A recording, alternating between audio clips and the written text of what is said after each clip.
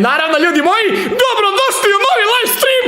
Znači, ovo je zakucavanje, ljudi moji. I dalje ne mogu da verujem kako podrška.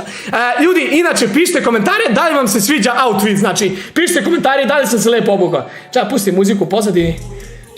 Treba je da dođe i Goldenito. Znači, znate, znam da svi vi volite Goldenita. Znam da volite Gedžu. Trebali su Gedža i Goldenito da prisustvuju u rođendanskom streamu, to je doček. Znači, ljudi, opet kažem da se ogradim. Hajde, ćemo, kako ograđivanje. Ne, ali samo da kažem, znači, rođendan mi je tek u 12. Bole me, kurac si mi. Ne, ljudi, stvarno sad kažem, znači, nije mi još rođendan, sutra mi je, znači, 28. jula, ne 27. Jebote, mene sramota, mislim, trema me hvata pred ovoliko gledalca. Slušajte još nešto da vam kažem.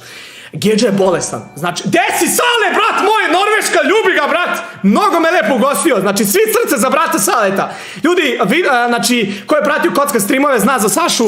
Marko donirao 2 evra, pošalje Vukov na spanje. Znaš koliko ja nekog nisam poslao na spanje? Joj, brate, meni ono niko ne piše više svim pošalje. Šalim se, ljudi, naravno, to je neka stara furica. Mislim, jedna od boljih fora na spanje, ali niko više ne traži da spanje. Puno, brate, Marko, na 2 evra.